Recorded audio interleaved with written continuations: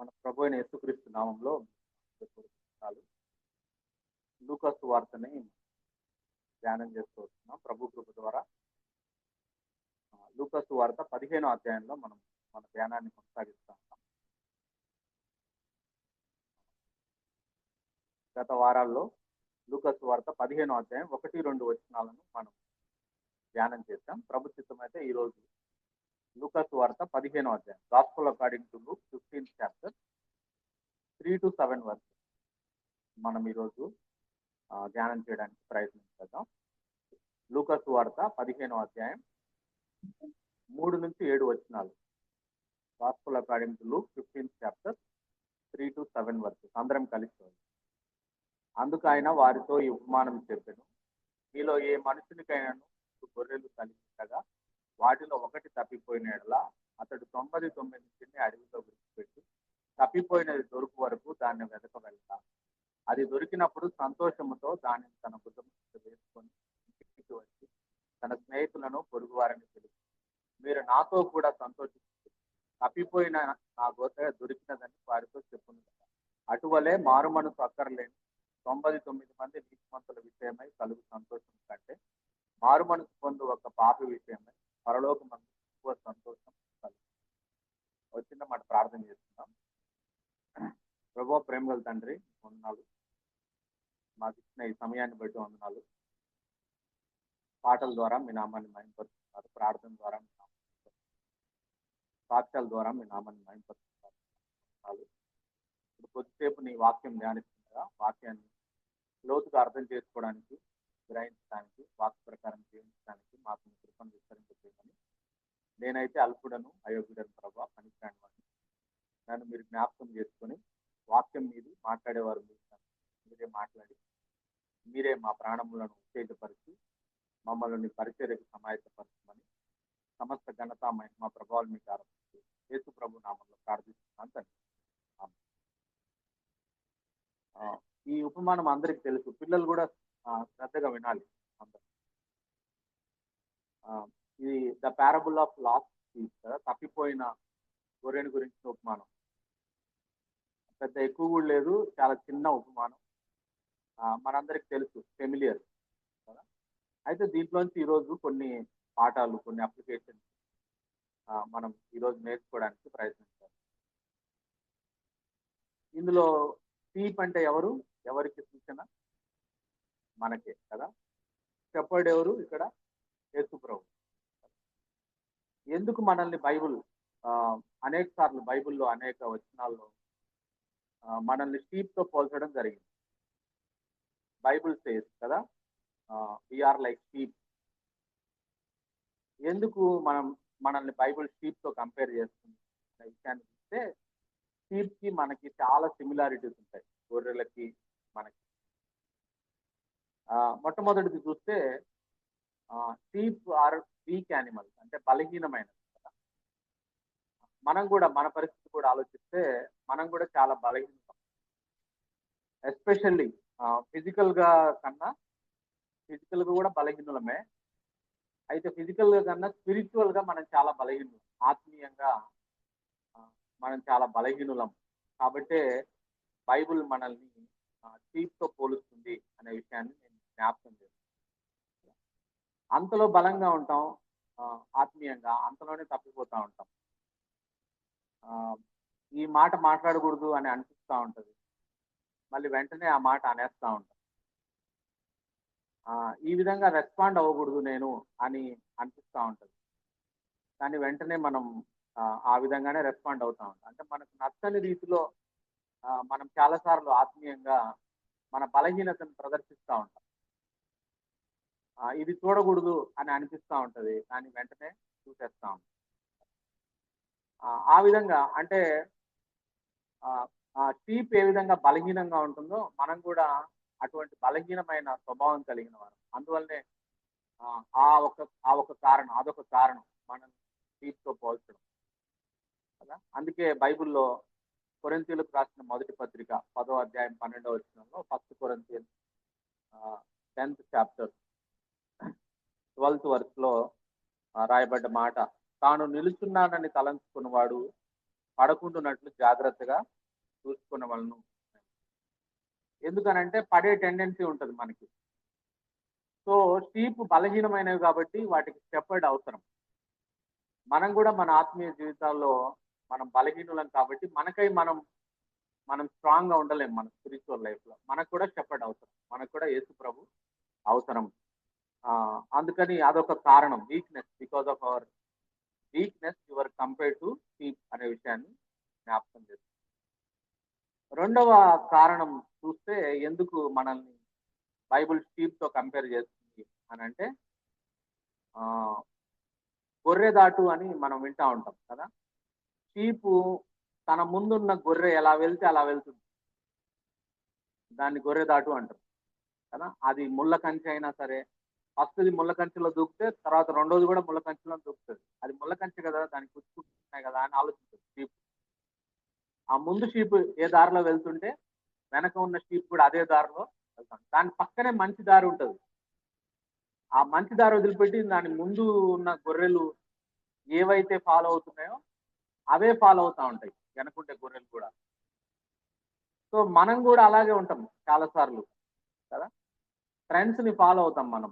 Trends, అరే ఈ trend మంచిదే కాదా, ఈ ట్రెండ్ బైబుల్ చెప్తుందా కాదా, ఈ ట్రెండ్ చేసినందువల్ల ఏదైనా ఉపయోగం ఉందా లేదా అనేది మనకు పట్టింపు ఉండదు. ఒక ట్రెండ్ ఉంటుంది కాబట్టి ఆ ట్రెండ్ ను ఫాలో అవుతాం. లేదా ఒక ట్రెడిషన్, ఈ ట్రెడిషన్ ఎవరో ఆ పాతకాలంలో మన ముత్తాత ఎవరో పొద్దుపోక వాళ్ళకి, అంటే వాళ్ళకి ఇన్ని సోషల్ మీడియా, ఇన్స్టాగ్రామ్, ఫేస్బుక్ లేదు కాబట్టి పొద్దుపోక వాళ్ళు ఏవో కొన్ని కల్పిస్తారు ఆచారాలు. మీరు ఇట్లా చేయాలి, లేకుంటే పెళ్లికి మీరు బియ్యం తీసుకొని రావాలి, ఆ బియ్యంలో చెప్పులు పెట్టాలి, ఆ చెప్పులు నిండేటట్టు బియ్యం పోయాలి అని ఏవేవో వాళ్ళు డిజైన్ చేసి పెట్టిన ఆచారాలన్నీ. అవి ఎందుకు ఫాలో అవుతున్నామో తెలియదు. అంటే మా వాళ్ళు చెప్పిండ్రు, వాళ్ళు చేస్తున్నారు కాబట్టి మేము కూడా చేసేస్తామని చెప్పి, అంటే వాళ్ళు చేసింది కాబట్టి మేము కూడా చేస్తామంటారు. మంది కూడా గొర్రె దాటే. అందువల్లనే మనల్ని కూడా షీప్ తో పోల్చడం జరిగింది. ఫర్ ఎగ్జాంపుల్ ఫేస్బుక్ లో అకౌంట్ ఉంది. ఫేస్బుక్ లో అకౌంట్ ఉంటే ఏమైతుంది? అందరికి ఉంది. మా క్లాస్ లో అందరికి ఫేస్బుక్ అకౌంట్ ఉంది కాబట్టి నాకు కూడా ఫేస్బుక్ అకౌంట్. అసలు ఫేస్బుక్ అకౌంట్ ఎందుకు ఉండాలి అని ఆలోచించాం మనం. అందరికి ఉంది కాబట్టి నాకు కూడా ఫేస్బుక్ అకౌంట్ ఉండాలి. దానివల్ల ఇప్పుడు ఎన్ని నష్టాలు జరుగుతున్నాయి, ఎన్ని పర్యవసానాలు జరుగుతూ ఉన్నాయి అనే విషయమే. అది మనం మనసులో పెట్టాం. అందరికి ఉంది కాబట్టి నేను కూడా, అందరూ చేస్తున్నారు కాబట్టి నాకు కూడా ఫేస్బుక్ కావాలి అని చెప్పి. ఇటీవల ఒక ఆమె పాపం ఒక ఎంప్లాయీని ఆ ఫేస్బుక్ లో ఒక హీరోయిన్ ఫోటో పెట్టి ఆ ఫోటోనే తన ఫోటో అని నమ్మించి 40 లక్షల రూపాయలు వసూలు చేసింది ఆయన దగ్గర. 40 lakhs మోసపోయిన తర్వాత ఆయనకు అర్థమైంది ఈ ఫోటో వేరు, ఆ మనిషి వేరు. ఆ మనిషికి భర్త ఉన్నాడు, పిల్లలు ఉన్నారు. భర్త దగ్గరుండి ఆమెతో ఫోన్లు మాట్లాడించి చేసుకున్నారు. అదే ఫేస్బుక్ లో ఫోటో అప్లోడ్ చేయాలి, సెల్ఫీ తీసుకోవాలి. అందరు తీసుకున్నారు కాబట్టి మనం కూడా సెల్ఫీ. ఫస్ట్ బర్త్డే చేయాలి, అందరు చేస్తున్నారు కాబట్టి ఖర్చు పెట్టి మనం కూడా ఫస్ట్ బర్త్డే. ఈ మధ్య కొత్త ట్రెండ్, పెళ్లిళ్ళకి పోతే పసుపు బట్టలు వేసుకొని, అంటే ఎల్లో డ్రెస్ వేసుకొని మ్యారేజ్ సెరమనీ చేస్తున్నారు. ఎందుకు అని అంటే ఎందుకో తెలియదు, వాళ్ళు చేసింది కాబట్టి మేము కూడా చేస్తాం. ప్రీ వెడ్డింగ్ షూట్లు కదా. అట్లా అసలు దీంట్లో ఎంత శాంక్టిటీ ఉంది, మనం పెళ్లికి ఎంత ఖర్చు పెట్టాలి, ఏం చేయాలి, ఇది దేవుడికి ఆనరబులా కాదా అనే విషయాలు మనం ఆలోచించట్లా. అందుకనే బైబిల్ మనల్ని షీప్తో పోల్చింది. గొర్రెదాటు స్వభావం అన్నమాట మంది కూడా అనే విషయాన్ని నేను మీకు జ్ఞాపకం చేస్తాను. అందుకే మత్తయి సువార్తలో యేసు ప్రభు అంటాడు, మత్తయి సువార్త 15 అధ్యాయం 14 వచ్చిన, అయ్యా మీరు గుడ్డివారేంటి మరొక గుడ్డివాడికి త్రోవ చూపించడానికి ప్రయత్నం చేస్తారు, ఇద్దరు కలిసి గుంతలో పడతారు కదా. 40 లక్షలు లాస్ అయిందిగా, అట్లా అవుతారు అనమాట. అంటే ట్రెండ్ని చూసి ఫాలో అయ్యి మనం చేస్తా ఉంటాం కదా. మీరు గుడ్డివారేయండి, ఇంకో గుడ్డివారికి త్రోవ చూపిస్తారు కాబట్టి అందరు కలిసి గుంతలో పడతారు అని చెప్పాడు కదా. ఇది రెండవ రీజన్. మూడవ రీజన్ ఏంటంటే, షీప్స్ ఆర్ ఈజీలీ ఫ్రైటెడ్. అవి భయంతో జీవిస్తూ ఉంటాయి. గొర్రెలు నిత్యం భయపడతా ఉంటాయి. వాటిని నడిచేటప్పుడు చూసిందా, స్ట్రైట్ గా నడవు, జిగ్జాగ్ గా నడుస్తాయి. భయం అనమాట, ఎటు నుంచి ఏమొస్తుందో అని. ఇటొక్కాలు ఇటొక్కాలు ఇటొక్కాలు ఇటొక్కాలు. మనం కూడా అంతే. మనం కూడా ఎక్కడి నుండి ఏమొస్తుందో అని నిత్యం భయంతో మనం జీవిస్తూ ఉంటాం. మనం కూడా అదే స్వభావం కదా. ఆ ఎక్కడో రవి చక్రయాస్కి క్యాన్సర్ వచ్చిందంటే నాకు కూడా క్యాన్సర్ వచ్చిందేమో అనిపిస్తుంది. భయపడతాం మనం అట్లా కదా. ఎక్కడో ఎవరికో ఏదో జరిగితే అది నాకు కూడా జరుగుతుందేమో అని. మా ఊరికి పోయే బస్సు యాక్సిడెంట్ అయ్యి చాలా మంది కాలిపోయి చచ్చిపోతే నేను కూడా పోయే బస్సు యాక్సిడెంట్ అయిద్దేమో, కాలిపోయి చచ్చిపోతుంది. అన్ని భయాలే మనకి. నిత్యం భయం. కోవిడ్ అంటే భయం, ఆ, రేపటి గురించి భయం, పిల్లల చదువు గురించి భయం, పిల్లల మాటలు, అన్ని భయాలే మనకి. అవి కూడా నిత్యము భయపడతా ఉంటాయి. అందువల్లనే స్టీప్తో మనల్ని పోల్చడం జరిగింది అనే విషయాన్ని నేను మీకు జ్ఞాపకం చేస్తాను. 55 సామ్ 4-5 వర్సెస్ లో కూడా మనకున్న భయాలు ఎలా ఉంటాయి అనేది అక్కడ రాయబడింది. ఫర్ ఎగ్జాంపుల్ 55వ కీర్తన 4-5 వచనాల్లో, నా గుండె నాలో వేదన పడుతున్నది, మరణ భయం నాలో పుట్టుతున్నది, దిగులును వణుకును నాకు కలుగుతున్నవి, మహాభయము నన్ను ముంచివేసెను అనే మాట కదా. ఇట్లా భయపడతా ఉంటాం మనం. అందువల్లనే మనల్ని షీప్తో పోల్చడం జరిగింది. 4వ విషయాన్ని మనం గమనిస్తే, ఎందుకు మనల్ని బైబిల్ షీప్తో పోలుస్తుందంటే, షీప్ కెనాట్ సేవ్ దెమ్సెల్వ్స్ కదా. గొర్రెలకున్న ఒక స్వభావాన్ని లేదా గొర్రెలకున్న ఒక విషయాన్ని మనం పరిశీలన చేస్తే, ఒక గొర్రె తనను తాను కాపాడుకోలేదు. ఏదైనా ఒక క్రూర జంతువు వస్తే గొర్రె సెల్ఫ్లెస్ గా డిఫెన్స్లెస్ గా అయిపోతుంది. ఏమీ చేయలేదు, సరెండర్ అవ్వడం తప్ప. మనం కూడా అంతే. మనం కూడా వాటికి కాపరి కావాలి. అంటే గొర్రెకి పక్కన కాపరి ఉంటేనే అవి ప్రొటెక్ట్ చేయబడతాయి. కాపరే వాటిని శత్రువుల బారి నుంచి కాపాడుతారు. అదేవిధంగా మనకు కూడా మనల్ని మనం కాపాడుకోలేం, మనల్ని మనం రక్షించుకోలేం, మనల్ని మనం పరలోకం తెచ్చుకోలేం. మనకు కూడా కంపల్సరీ కాపరి అవసరం, షెపర్డ్ అవసరం అనే విషయాన్ని నేను మీకు జ్ఞాపకం చేస్తాను. అందుకే 23వ కీర్తన అందరికీ ఇష్టమైన కీర్తన కదా. యెహోవా నా కాపరి, నాకు లేమి కలగదు. యెహోవా నా కాపరి కాబట్టి ఆయన నన్ను పచ్చిక గల చోట్ల నన్ను తీసుకుపోతాడు. యెహోవా నా కాపరి కాబట్టి గాఢాంధకారపు లోయలో నేను సంచరించినను ఏ అపాయమునకు నేను భయపడను. ఆయన దుడ్డుకర్ర దండము నన్ను ఆదుకుంటుంది. అంటే మనం డిపెండెడ్ ఆన్ గాడ్. అంటే మన ప్రొవిజన్స్ కోసం, మన ప్రొటెక్షన్ కోసం, అన్నిటి విషయాల్లో గొర్రెలు ఏ విధంగా కాపరి మీద ఆధారపడతాయో మనం కూడా కాపరి మీద, దేవుడి మీద ఆధారపడే వారం. అందువల్ల మనల్ని గొర్రెలతో పోల్చడం జరిగింది. 5వ విషయాన్ని మనం గమనిస్తే, షీప్ ఆర్ వాల్యుబుల్. వాస్తవంగా షీప్ లోంచి షీపు మనం మిగతా వాటితో పాటు ఉన్న జంతువులతో పోలిస్తే దాని మీటు ఖరీదే, షీప్ యొక్క చర్మము ఖరీదే, షీప్ యొక్క ఊలు, దాని నుంచి వచ్చే ఉన్ని, అవన్నీ కూడా ఇట్స్ వాల్యుబుల్ థింగ్ కదా. అయితే మనం కూడా హ్యూమన్ బీయింగ్స్ ఆల్సో వాల్యుబుల్. ఎలా వచ్చింది మనకి వాల్యూ అని అంటే, మన కోసం యేసు ప్రభు తన అమూల్యమైన రక్తాన్ని ఖర్చింది. అది ప్రైస్లెస్. యేసు ప్రభు యొక్క రక్తానికి మనం వెలగట్లేం, కానీ యేసు ప్రభు ఆ రక్తాన్ని ఇచ్చి మనల్ని కొన్నాడు. కాబట్టి మనం కూడా వాల్యుబుల్ అనే విషయాన్ని మనం నేర్చుకోవాల్సిన అవసరం ఉంది. అందుకే జాన్ 10:11లో గొర్రెల కాపరి తన గొర్రెల కొరకు ప్రాణం పెట్టాడు అనే మాట రాయబడింది. అది 5వ సంగతి. 6వ సంగతిని మనం చూస్తే, ఎందుకు మనల్ని గొర్రెలతో పోల్చాడంటే, యాక్చువల్లీ షీప్స్ ఆర్ ఎయిమ్లెస్. ఒక పెద్ద గ్రౌండ్ లోకి తీసుకుపోయి ఆ గ్రౌండ్ లో ఒక గొర్రెను వదిలేస్తే ఆ గొర్రె గ్రౌండ్ చుట్టూ తిరుగుతుంది, కానీ బయటికి రావడానికి ప్రయత్నం చేయదు. తిరుగుతూ ఉంటుంది లోపల అట్నే. ఇది ఒక గ్రౌండ్, దీంట్లోంచి బయటికి రావాలి నేను అని ఆలోచించదు. ఎయిమ్లెస్ గా ఉంటది అనమాట.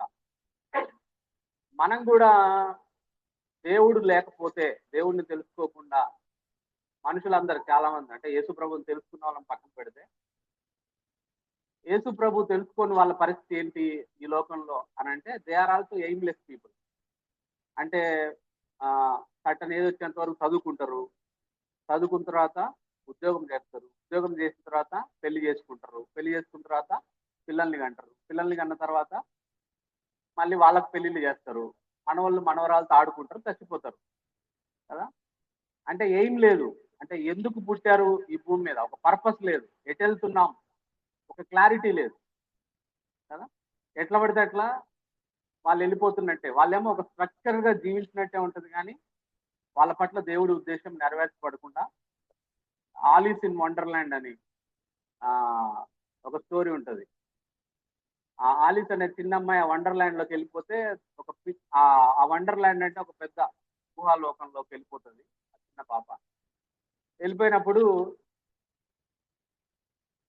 ఓషన్ పార్క్ లాగా వెళ్ళిపోయినప్పుడు ఒక క్యాట్ ఎదురవుతుంది, ఎదురైతే క్యాట్ని అడుగుతుంది, ఆ నేను ఎక్కడికి వెళ్ళాలి, నేను ఎలా వెళ్ళాలి అని అంటే, నువ్వు ఎక్కడికి వెళ్ళాలో చెప్పు నేను చెప్తా ఎలా వెళ్ళాలో అంటే, నాకు తెలియదు ఎక్కడికి వెళ్ళాలో అంటది.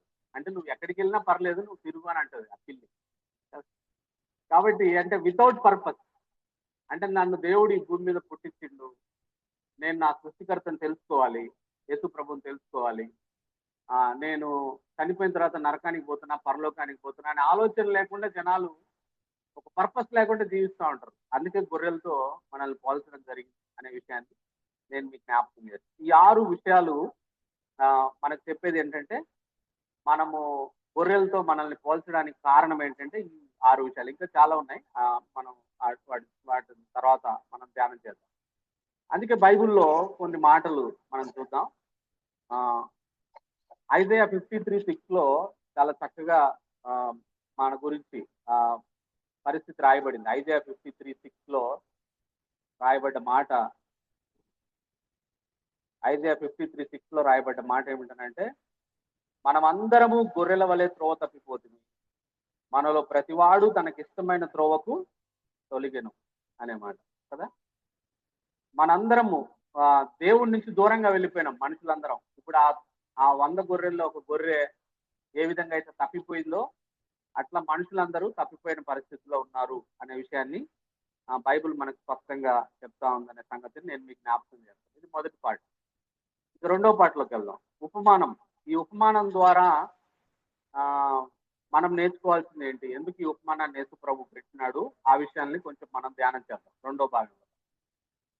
సరే, ఈ ఉపమానంలోనికి వెళ్తే, ఈ ఉపమానం ద్వారా మనం ఏం నేర్చుకోవాలని దేవుడు ఆశిస్తా ఉన్నాడంటే, నశించిపోతున్న ఆత్మల పట్ల మనకు ఎటువంటి వైఖరి ఉండాలో ఈ ఉపమానం ద్వారా మనం నేర్చుకోవచ్చు. ఈ ఉపమానంలో నశించిపోయే ఆత్మల పట్ల అవర్ షెపర్డ్ అంటే లార్డ్ జీసస్ క్రైస్ట్ యాటిట్యూడ్ ఎలా ఉందో అనే విషయాన్ని మనం జ్ఞాపకం చేసుకుంటే, ఈ ఉపమానం ఇంకొక రకంగా చెప్పాలంటే, this parable reveals the heart of God for sinners. పాపుల పట్ల, అంటే ఈ లోకంలో దేవుడు అంటే తెలియకుండా పాపంలో ఉండి నశించిపోతున్నా, లేకుంటే నరకానికి పోతున్నా. ఫర్ ఎగ్జాంపుల్ ఆ గొర్రె తప్పిపోయింది కదా అడవిలో, ఆ ఉపమానంలో. ఆ తప్పిపోయిన గొర్రెని ఇన్ టైంలో మరి ఆ కాపరి పోయి రక్షించకపోతే దాని పరిస్థితి ఏంటి? ఏదో ఒక సింహానికో ఎలుగుబంటికో లేకపోతే తోడేలుకో బలైపోతుంది కదా. మరి అటువంటి ప్రమాదకరమైన పరిస్థితుల్లో ఉన్న మనుషుల పట్ల, ఈ లోకంలో ఉన్న పాపుల పట్ల, దేవుడు అంటే తెలియని వాళ్ళ పట్ల, నరకానికి వెళ్తున్న వారి పట్ల మనం ఎటువంటి వైఖరి కలిగి ఉండాలి? యేసు ప్రభు ఎలాంటి వైఖరి చూపించాడో మనం కూడా క్రైస్తవులంగా, రక్షించబడ్డ వారంగా అటువంటి వైఖరి మనం కలిగి ఉండాలనే విషయాన్ని ఉపమానం నుంచి మనం నేర్చుకోవచ్చు. మొట్టమొదటిది ఏంటి మనం నేర్చుకునేది ఉపమానం నుంచి అంటే, మనందరం దృష్టి పెట్టాల్సిన మొట్టమొదటిది ఏంటంటే, 100 గొర్రెల్లో ఒక్కటే కదా తప్పిపోయింది, అయినా కూడా ఆయన 99 వదిలేసి ఒక గొర్రె వెంట పడ్డాడు కదా. అంటే దీని నుంచి మనం నేర్చుకోవాల్సిన పాఠం ఏంటంటే, గాడ్ వాల్యూస్ ఎవ్రీ ఇండివిజువల్ కదా. గాడ్ వాల్యూస్ ఎవ్రీ, ప్రతి ఒక్కరూ ఆయనకి ఇంపార్టెంట్, ప్రతి ఒక్కరు రక్షించబడాలని దేవుడు కోరుతా ఉంది. నా మీద నేను రక్షించబడాలని కోరుతున్నాడు, జోయా రక్షించబడాలని కోరుతున్నాడు, భారతి రక్షించబడాలని, అందరి పట్ల ఆయనకి భారం ఉంది, అందరూ ఆయనకి ఇంపార్టెంటే అనే విషయాన్ని నేను మీకు జ్ఞాపకం చేస్తా ఉన్నా. గాడ్ వాల్యూస్ ఎవ్రీ ఇండివిజువల్, ప్రతి ఒక్కరి కి ఆయన విలువిస్తాడు. God notices 1 sheep is missing out of 100 కదా. This shows no person on this earth is insignificant to him. ఈ ప్రపంచంలో ఎవ్వరు ఆయనకు ఇన్సిగ్నిఫికెంట్ కాదు. ఈ ప్రపంచంలో అందరూ ఆయనకు ప్రాముఖ్యమైన వారే. God cares each person. ప్రతి ఒక్కరిని ఆయన కేర్ చేస్తారు. ఈ వాల్యూస్ ఈచ్ పర్సన్. ఈ goes for a search for a single person. ఒక్క వ్యక్తి కోసం ఆయన వెళ్తాడు అనే విషయాన్ని మనం జ్ఞాపకం చేసుకోవాలి. సో మనం కూడా we need to value each person. మనం కూడా ప్రతి ఒక్క పర్సన్ని ఆయనలాగా మనం వాల్యూ ఇవ్వాల్సిన అవసరం ఉంది. ఒక్కరే కదా అని ఎవరిని నిర్లక్ష్యం చేయకూడదు.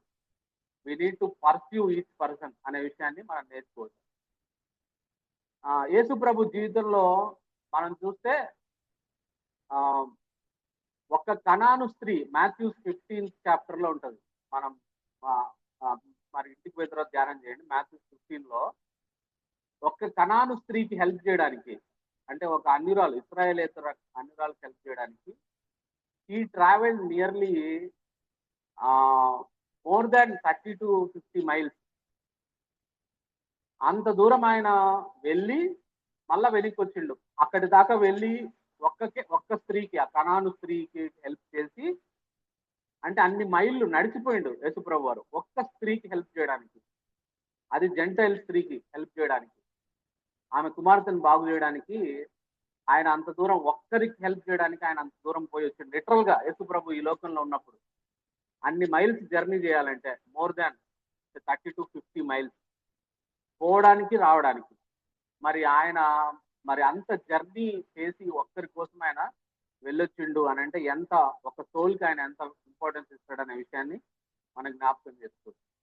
రెండో విషయాన్ని మనం చూస్తే, రెండో సందర్భంలో ఈ క్రాస్డ్ ద సీ, ఆ గలలీ సముద్రం దాటి ఒక చోటు నుంచి ఇంకో చోటుకి వచ్చి ఆ గెరాసేనుల దేశంలో ఒక్క వ్యక్తిని బాగు చేసి మళ్ళీ ఎడికి వెళ్ళిపోయింది ఆయన కదా. ఆ దయ్యం పట్టిన వ్యక్తిని, ఆ గెరాసేనుల దేశంలో దయ్యం పట్టిన వ్యక్తిని ఒక్కడిని, ఆయనకు తెలుసు అక్కడికి వస్తే ఒక్కడనే నేను బాగుపరుస్తా అని, అక్కడ జనాలు తనను వ్యతిరేకిస్తారని అన్ని తెలుసు ఆయనకి, వెళ్ళిపోమంటారని, మళ్ళీ నేను వెనక్కి రావాలని తెలుసు.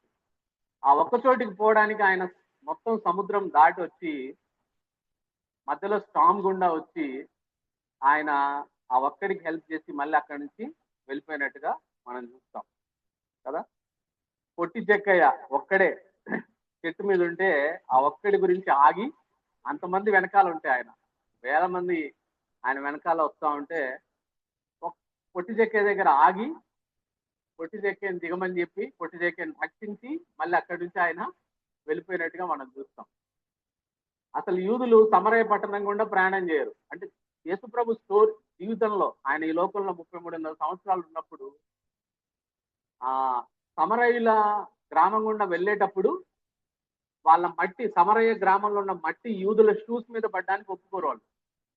అట్లాంటిది ఆయన జూ అయ్యిండి కూడా ఆ ఒక్క సమరయ స్త్రీతో మాట్లాడడానికి, ఆమెతో పర్సనల్ గా ఎన్కౌంటర్ చేయడానికి మరి ఆయన ఆ సమరయ గ్రామానికి వెళ్ళినట్టుగా మనం జాన్ లో మనం చూస్తాం, జాన్ 4th chapter.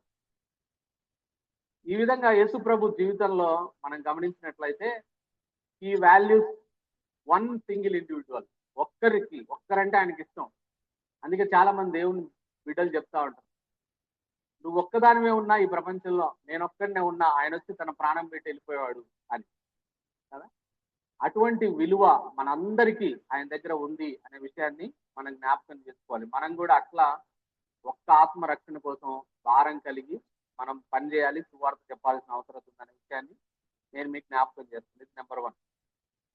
రెండో విషయాన్ని మనం చూస్తే ఈ ఉపమానంలో మనం నేర్చుకోవాల్సిన రెండో విషయం, God actively seeks the last, the shepherd went after the last sheep కదా. రెండోది ఏంటంటే, ఫస్ట్ది ఒక్కరు, ఈ వాల్యూస్ ఎవ్రీ ఇండివిజువల్. రెండోది ఆయనే కదా మనుష్య కుమారుడు ఎందుకు వచ్చాడు, why Jesus came into this earth అంటే లూక్ 19:10 లో ఉంటుంది. నశించిన దాన్ని వెతికి రక్షించడానికి మనుష్య కుమారుడు లోకంలోకి. God actively seeks the lost. Yesu ప్రభు వారు పరలోకంలోనే ఉండి ఇక్కడ నశించిపోయి ఆత్మలు రక్షించబడాలి అనుకోలే. ఆయన అక్కడి నుంచి ఈ భూమి మీదకి వచ్చి ఆయన మన కోసం ఆ రక్షణ కార్యాన్ని చేసి సువార్తను ప్రకటించి ఆయన వెళ్ళిపోయినాడు. అట్లనే ఈ ఉపమానంలో కూడా గొర్రెల కాపరి ఆ ఇంట్లో కూర్చొని ప్రార్థన చేయలే, నశించిపోతున్న ఆత్మల రక్షణార్థం. ఆయన యాక్టివ్ గా ఇన్వాల్వ్ అయ్యి ఆయన వెతకడానికి వెళ్ళిండు అనే విషయాన్ని నేను జ్ఞాపకం చేస్తున్నాను. అంటే God does not wait passively, he takes the initiative కదా. This is God's pursuing love.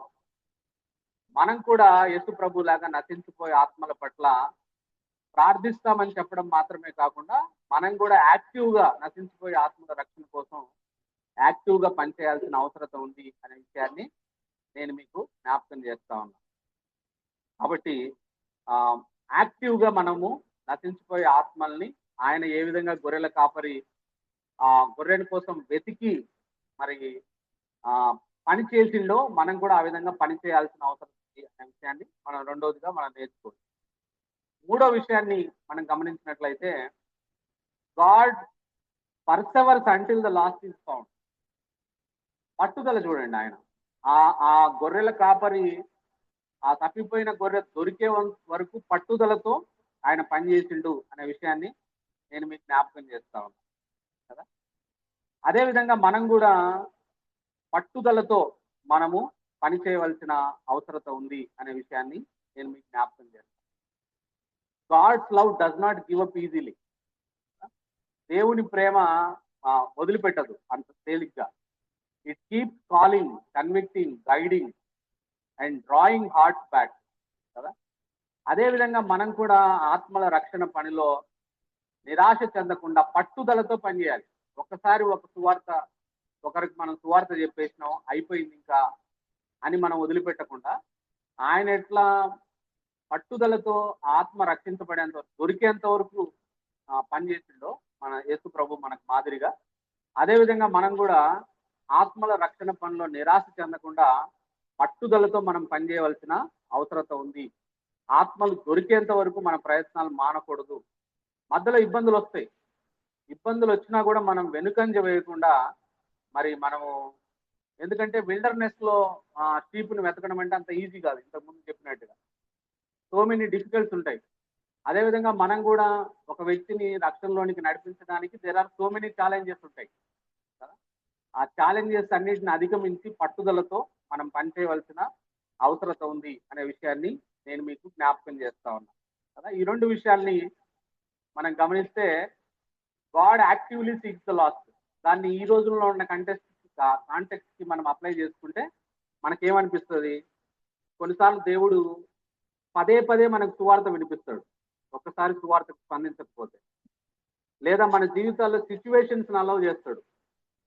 కొంతమందిని నాలాంటి వాళ్ళను ప్రిజన్ లో పెడతాడు, కొంతమందికి క్యాన్సర్ ఇస్తాడు, కొంతమందిని ప్రాబ్లమ్స్ గుండా తీసుకొని పోతాడు. దీని అన్నిటి ఉద్దేశం ఏంటంటే వాళ్ళ ఆత్మ రక్షించబడాలి, వాళ్ళు రక్షించబడాలనేది ఆయన ఉద్దేశం కదా. సో అట్లా ఆయన వదిలిపెట్టకుండా పనిచేస్తాడు. ఒకసారి ప్రయత్నం విఫలమైందని కాకుండా యాక్టివ్గా పనిచేస్తాడు. మనం కూడా అట్లనే ఒక ఆపర్చునిటీ కాకపోతే రెండో ఆపర్చునిటీ లేకపోతే మూడో ఆపర్చునిటీ అని మనం పనిచేయాలి. మొదటిది. రెండవది పట్టుదల మనం ఎప్పుడు వదిలిపెట్టకూడదు అనే విషయాన్ని నేను మీకు జ్ఞాపకం చేస్తా ఉన్నా. ఆ విధంగా మనం ముందుకెళ్ళాలి. అది మూడో సంగతి. నాలుగో సంగతిని మనం గమనిస్తే ఇక్కడ మనం నేర్చుకోవాల్సింది, ఎంత బాగా ఆయన తప్పిపోయిన గొర్రె కనపడగానే కదా, మనం ఎవరైనా పిల్లోడి కోసం తప్పిపోతుంటే కదా, లేకుంటే తప్పిపోయి మన బిడ్డ ఎవరైనా తప్పిపోతే సడన్ గా దొరికింది అనుకో, దొరికినప్పుడు మనం ఏం చేస్తాం? ఫస్ట్ కోల్డ్ చేస్తాం కదా, కోల్డ్ చేస్తాం. కొంతమంది కొడతారు, ఆ ఏడుపులో దుఃఖంలో బాగా అరుస్తారు. కానీ ఇక్కడ ఈయన పరిస్థితి చూడండి. God is compassionate, not condemning కదా. అంటే వెన్ షీప్ ఈజ్ ఫౌండ్, ఆ తప్పిపోయిన గొర్రె దొరికినప్పుడు no scolding, no beating, no rejection. The shepherd lifts it up onto his shoulder. God కదా, God carries our weakness instead of shaming us కదా. తప్పిపోయిన వారు దొరికినప్పుడు, రక్షించబడినప్పుడు మనం కూడా ఇటువంటి కంపాషన్ చూపించాలి తప్ప కండెమ్ చేయకూడదు కదా. ఆయన ఆ గొర్రెని కండెమ్ చేయలే కదా. ఈ జస్ట్ షోడ్ కంపాషన్ అనే మాట నేను మీకు జ్ఞాపకం చేస్తాను కదా. భుజాల మీదకి ఎత్తుకున్నాడు కదా. ఈ లోకంలో భుజాల మీదకి ఎవరిని ఎత్తుకుంటారంటే ఏదైనా ఎమ్మెల్యే గెలిచినప్పుడు, ఎంపీగా గెలిచినప్పుడు, లేకుంటే వరల్డ్ కప్ గెలిచినప్పుడు క్రికెట్ ప్లేయర్స్ వాళ్ళని భుజాల మీదకి ఎత్తుకుంటారు. మనుషులు భుజాల మీదకి ఎత్తుకుంటారు కదా. కానీ యేసు ప్రభువే ఆ భుజాల మీదకి ఎత్తుకున్నాడు అంటే దాని అర్థం ఏంటంటే దేవుడే భుజాల మీదకి ఎత్తుకునే పని ఏంటంటే రక్షణ. ఒక మనిషి తప్పిపోయిన వాళ్ళ దేవుని దగ్గరికి వస్తే మనుషులు ఎత్తుకుంటే అది వేరే విషయం. ఎమ్మెల్యేగా ఎంపీ గెలిచినప్పుడో లేకపోతే క్రికెట్ లో వరల్డ్ కప్ గెలిచినప్పుడో ఎత్తుకుంటారు. దేవుడే భుజం మీదకి ఎత్తుకునేది ఎప్పుడు అంటే మనం రక్షించబడ్డప్పుడు. That is the most precious thing. That is the greatest achievement in human life. ఒక మనిషి జీవితంలో సాధించే ఒక గొప్ప పని అదే రక్షణ. కాబట్టి దేవుడే భుజం మీదకి ఎత్తుకున్నాడు అనే విషయాన్ని నేను మీకు జ్ఞాపకం చేస్తాను. సో మన దేవుడు ఆయన దగ్గరికి వచ్చి మనం ఎంత పెద్ద తప్పు చేసినా కూడా, లేకుంటే ఎంత పెద్ద పాపంలో మనం ఇన్వాల్వ్ అయి చేసినా కూడా ఆయన దగ్గరికి వస్తే ఆయన కంపాషన్ చూపిస్తాడు తప్ప, ఆయన దగ్గరికి వచ్చి క్షమించమని అడిగితే కంపాషన్ చూపిస్తాడు తప్ప ఆయన కండెమ్ చేసే పరిస్థితే లేదు. అటువంటి గొప్ప దేవుణ్ణి మనం కలిగి ఉన్నాం. That is the heart of God. అంటే దేవుడి ప్రేమ. ఫర్ ఎగ్జాంపుల్ పిల్లలకి స్టోరీ తెలుసో లేదో, ఒకసారి ఇద్దరు బ్రదరు సిస్టరు ఇద్దరు వాళ్ళ గ్రాండ్ పేరెంట్స్ దగ్గరికి వెళ్తారు ఎండాకాలం సెలవులు, అంటే వేసవి సెలవులు. వెళ్ళిపోతే అబ్బాయి ఏమో పెద్దోడు, అమ్మాయి ఏమో చిన్నది, ఇద్దరికి 2 years గ్యాప్ కదా. అప్పుడు వాడు పెద్దోడు క్రికెట్ ఆడుతుంటే, అక్కడ బాతులు ఉంటాయి చాలా, వాడు పెద్దోడు క్రికెట్ ఆడుతుంటే క్రికెట్ బ్యాట్ తో గట్టి కొడితే ఒక బాల్ పోయి ఒక బాతుకు తగిలితే ఆ బాతు చచ్చిపోతే వాడు భయపడిపోతాడు. మా తాత ఈ బాతు చచ్చిపోతే ఏమంటాడు అని చెప్పి వాడు ఎవరు చూడకుండా గుంత తీసేసి ఆ గుంతలో ఆ బాతుని పెట్టేసి దాన్ని మట్టేసేస్తాడు. చంపేసిండు బాతుని, అంటే పొరపాటున. మరి తాత ఏమన్నా అంటాడేమో, శిక్షిస్తాడేమో అని చెప్పి బాతుని పూడ్చిపెట్టేసి వచ్చేస్తాడు. వచ్చిన తర్వాత వీళ్ళిద్దరికి పనులు చెప్తాడు వాళ్ళ తాత ప్రతిరోజు. ఒకళ్ళు ఇల్లు ఉడ్చాలి, లేకుంటే ఒకళ్ళు వాళ్ళకి పని నేర్పించడానికి, ఒకళ్ళు గార్డెన్ క్లీన్ చేయాలి అని ఇద్దరికి. అయితే ఆ పాప వచ్చి వాళ్ళ అన్నతోటి అంటది, అన్న నువ్వు ఈ రోజు నా పని కూడా నువ్వే చేయాలి అంటే ఎందుకే నీ పని నువ్వు చేయాలి, నా పని నేను చేయాలంటే బా అంటుంది. బా అంటే బాతు అంటే నువ్వు చూసినావా అంటే అవును, నువ్వు బాతుని చంపడం చూసినా, నువ్వు కూర్చిపెట్టడం చూసినా, తాతను తీసుకుపోయి నేను చూపిస్తా కాబట్టి బా అంటది. బా అంటే వాడు భయపడిపోయి పాపం ప్లీజ్ చెప్పొద్దు తాతకి, తాత నన్ను పని చేస్తాడేమని ఆ పాప పని అంతా చేస్తుంది. ఒకటో రోజు చేస్తాడు మొత్తం పని అంతా. రెండో రోజు కూడా మళ్ళీ నా పని అంతా నువ్వే చేయంటే నేను చేయను, నాకు చాలా అలసిపోయినా, నీ పని నా పని చేయాలంటే మళ్ళీ బా అంటది. సో మూడో రోజు వస్తుంది. మూడో రోజు వచ్చి మళ్ళీ పని చేయమని చెప్పి బెదిరించి బా అనగానే బాలేదు గీలేదు పో అంటాడు. ఎందుకు నువ్వు బాలేదు గీలేదు తాతయ్యకి చెప్తా అంటే, నేను ఆల్రెడీ రాత్రి ఈ 2 పనులు చేయలేక నేను తట్టుకోలేకపోయి రాత్రి తాతయ్యకి చెప్పా, తాతయ్య బాలు తగిలింది చచ్చిపోయిందంటే, అరే ఆ బాతులన్నీ నీవేరా, ఆ బాతులన్నీ నీది నువ్వే ఒకటి చంపుకుంటావు, ఏం కాదు ఒక బాతు చచ్చిపోయినంత, నువ్వు కావాలని చంపలేదు కదా, నేను క్షమించేస్తున్నా అని ముద్దు పెట్టుకొని పంపించేసి కదా. అట్లాంటి దేవుడు మన దేవుడు కదా. మనం తప్పు చేసినప్పుడు మనం ఆయన దగ్గరికి వస్తే, అంటే కీప్ సిన్నింగ్, నాట్ మనం ఆయన క్షమిస్తాడని చెప్పి మనం పాపం చేయడం కాదు.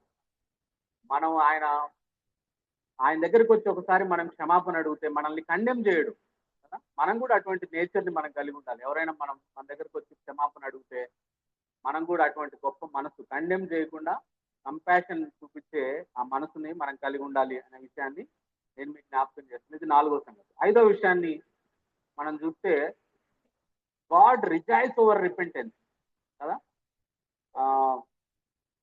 he calls his friends and neighbors and says rejoice with me.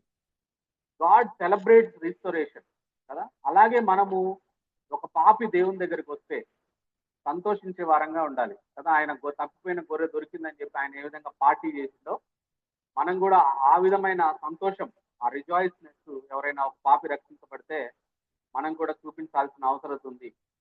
ఎందుకంటే heaven's highest priorities to save sinners. పరలోకంలో పెద్ద సంబరం ఎప్పుడు అని అంటే ఒక పాపి రక్షించబడ్డప్పుడు. అంటే పరలోకం అంతా దేనికోసం ఎదురు చూస్తుందంటే ఒక పాపి రక్షించబడాలి. నిజంగా పరలోకం అంతా ఒక పాపి రక్షించబడాలన్నప్పుడు మనము నిజంగా దానికోసం పని చేయొద్దా ఈ లోకంలో? కదా, ఇది మనల్ని మనం ప్రశ్నించుకోవాలి కదా. పరలోకం అంతా సంతోషించే పని మనం చేస్తే ఎంత బాగుంటది. అందుకని మనము సువార్త అందించే దాని పట్ల ఆ కేర్లెస్నెస్ మనలో ఏమన్నా ఉంటే దాన్ని మనం తీసేసుకొని హెవెన్ రిజాయిస్ అయ్యే విధంగా కూడా సువార్త చెప్పి నశించిపోయే ఆత్మల్ని రక్షించాల్సిన అవసరం ఉంది. This is the second part I want to tell. మూడవది చెప్పి నేను ముగిస్తా. అదేంటంటే మూడో విషయం మనం దీని నుంచి నేర్చుకోవాల్సింది, ఈ పారబుల్ నుంచి నేర్చుకోవాల్సింది ఏంటంటే, ఎందుకు దీన్ని ఇంతగా స్ట్రెస్ చేసి మనం ధ్యానం చేస్తున్నామంటే, like Jesus we must have burden for perishing souls. Yesu ప్రభుకి ఏ విధంగా అయితే మరి నశించిపోయే ఆత్మల పట్ల భారం ఉందో, మనం కూడా నశించిపోయే ఆత్మల పట్ల భారం కలిగిన వారంగా ఉండాలి. అటువంటి భారం మనకుంటే దేవుడు మనకు సహాయం చేస్తాడు. ముందు we need to have a burden for perishing souls. For example అమెరికాలో ఒక థియలాజికల్ కాలేజ్లో థియలాజికల్ స్టూడెంట్స్ అందరినీ మాట చెప్పిన థియలాజికల్ 1944లో అమెరికా సెమినరీలో పాస్టర్ ట్రైనింగ్ చేస్తున్న వాళ్ళందరినీ ఫీల్డ్ ట్రిప్ తీసుకుపోయినట్ట లండన్కి, ఇంగ్లాండ్ తీసుకుపోయి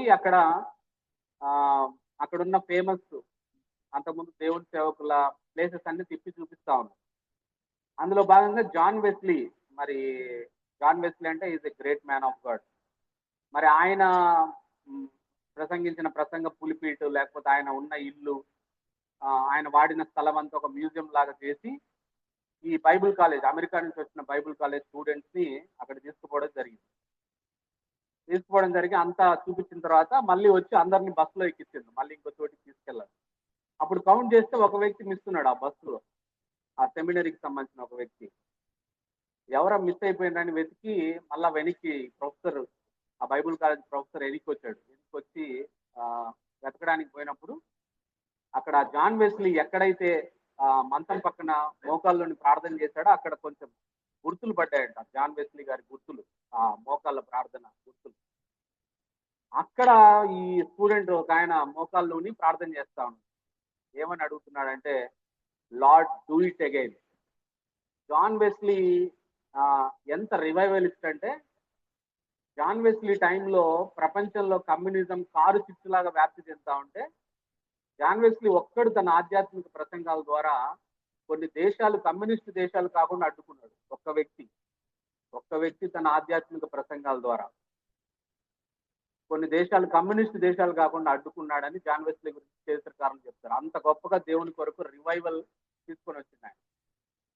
ఆ వ్యక్తి మోకాల్లోని ప్రార్థన చేసిన చోట ఈ బైబిల్ కాలేజ్ స్టూడెంట్ మోకాల్లోని లార్డ్ డూ ఇట్ అగైన్, మరలా చేయి, మరలా అటువంటి ఉద్యమం రావాలని ప్రార్థన చేసిన తర్వాత ఆ ప్రొఫెసర్ ఆ కుర్రవాడిని తీసుకొని పోయింది అమెరికాకి. God answers our prayer. ఆ కుర్రవాడు మరలా ఒక రివైవల్ తీసుకొని వచ్చింది అమెరికాలో. ఆయన ఎవరో కాదు, బిల్లీ గ్రామే ఆ జాన్ వెస్లీ చోట కూర్చొని ప్రార్థన చేసింది. కాబట్టి we need to have that burden. మనకు కనుక ఆ బర్డన్ ఉంటే, బిల్లీ గ్రహం ఏ విధంగా అనేక నశించిపోయే ఆత్మల రక్షణార్థం దేవుడు వాడుకున్నాడో అట్లా మనల్ని కూడా వాడుకుంటాడు. So we need to have that burden. ఆ బర్డన్ ని మనం కలిగి నశించిపోయే ఆత్మల పట్ల మనం ముందుకెళ్లాలని దేవుడు కోరుకుంటా ఉన్నాడు. దేవుడు ఈ మాటలు దీవించాడు. May we also have that burden. Our shepherd found us when we were weak, full of fear, when we were wandering aimlessly.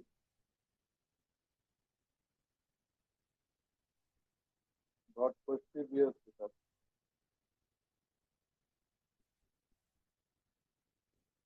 Why does the shepherd search till he finds? Because sheep, he knows, if he allows the night to pass by, the sheep can't survive the night. Some creature will kill it. It won't last through the night. Sheep doesn't know that much as much. The shepherd knows. I have to find. Otherwise, there is no hope. No hope.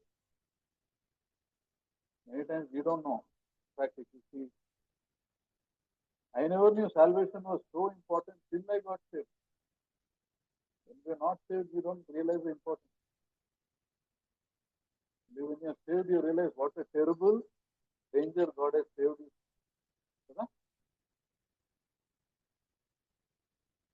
Father, we thank you for this time that you've given us. For your word, your precious word. Thank you, Lord, that you are the shepherd who came down from heaven to search for us, to save us, and to make us your own. We thank you, we praise you, that you are the good shepherd who lays down his life. You have also told, my sheep know me. They listen to my voice. And may we be sheep like that. We listen to you. May we live with a purpose. Give us that genuine burden for souls. May we not think that as long as I'm saved, it is okay. But may we have that burden. May we see our loved ones who are not saved in hell and do everything possible to save from them from this. We thank you, we praise you, Master. In Lord Jesus' most precious name we pray. Amen.